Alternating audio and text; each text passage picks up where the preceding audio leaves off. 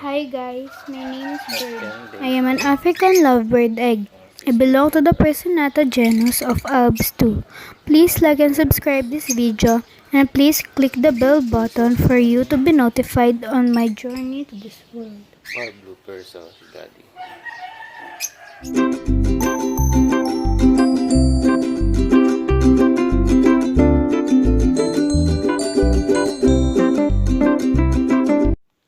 I am the first laid egg in a clutch of 4 by my Personata parents. Dad is par blue Personata and mom is a blue Personata. African lovebird eggs can be laid as early as 3 to 10 days after mating. Then 1 egg or more can be laid every other day. Typically, the clutch contains 4 to 6 eggs. Incubation time is approximately 22 to 25 days and it can take up to 24 hours for a chick to work itself out of the egg. Para po sa mga newbies, ito po ang mga paraan para maalagaan nyo ang mga eggs na tulad ko habang i-incubate ng mga pet birds nyo. Please do not disturb our parents habang nililimliman po kami. Iwasan po ninyong silipin ng silipin ang pugad nila mami at daddy.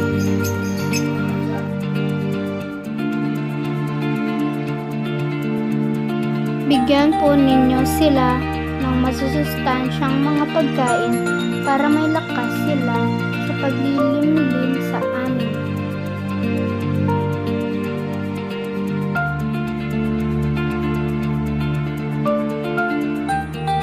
Did you know an egg like me is very delicate, so be careful handling and handling.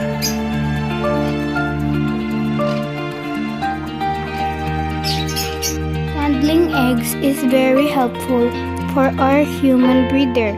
They can determine if the egg is fertile or not.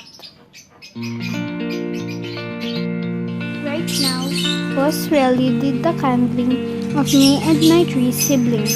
We are all fertile. In candling, carefully hold the egg from one hand and carefully stick the lit flashlight to the egg. You will see the inside of the egg at 10 days old.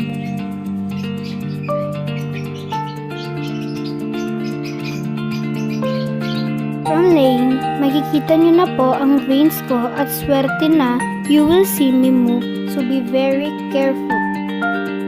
Mga newbies out there, this is very important.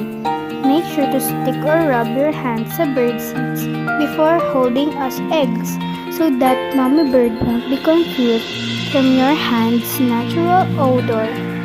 Kadalasan, ibang mga birds, they abandon their eggs or worse, they throw it outside the nest if there's something aside from their bird's snack. Super take note on this matter po.